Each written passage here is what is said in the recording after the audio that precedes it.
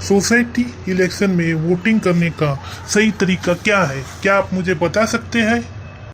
Example के लिए एंथिया में 19 सीट पे वोट हो रही है, तो 14 सीट जनरल की है, तो आप जनरल कैटेगरी में सिर्फ 14 ही वोट दे सकते हैं। अगर आपने उससे ज़्यादा वोट दिया तो आपका वोट रद्द हो सकता है। आपको लेडीज़ के 2 ही वोट दे सकते हैं लेडीज़ कैटेगरी में, तो आप लेडीज़ में 2 ही वोट दे सकते हैं। अगर आपने ज़्यादा वोट दे दिया लेडीज़ कैटेगरी में तो भी आपका वोट डिस्क्वालीफाई हो सकता है। इसी तरह SC NT के लिए 1 वोट दे सकते हैं आप।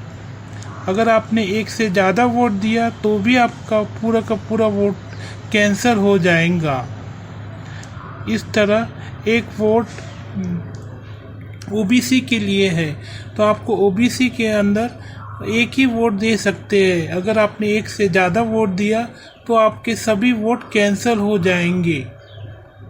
ऐसे ही एक वोट आदिवासी के लिए है। अगर आप ये कैटेगरी में 1 से ज़्यादा वोट देंगे तो आपका वोटिंग और सब कैंसिल हो सकते हैं। याद रखिए, आपके 19 वोट है, लेकिन 14 वोट आपके जनरल कैटेगरी के हैं, 2 लेडीज़ के लिए है और 1 SC NT, 1 OBC और 1 आदिवासी के लिए। इस तरह आपके 19 वोट हैं। आप चाहे तो जनरल में आप 14 आपकी मैक्सिमम लिमिट है। आप चाहे तो 1 वोट भी जनरल कैटेगरी में दे के आ सकते हैं। ऐसा नहीं है कि आपको 19 के सभी वोट देना है। अगर आप चाहे तो आप कम वोट भी दे सकते हैं, ये आप पे निर्भर है।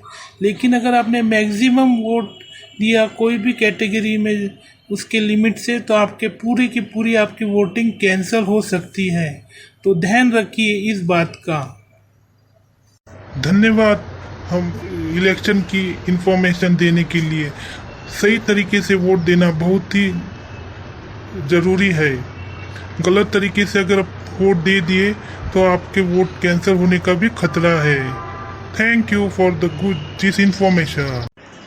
और एक बात, वोटिंग हो रही है वोटिंग मशीन से, आपको जाके बटन दबाना है, तो जाइए बटन दबाइए।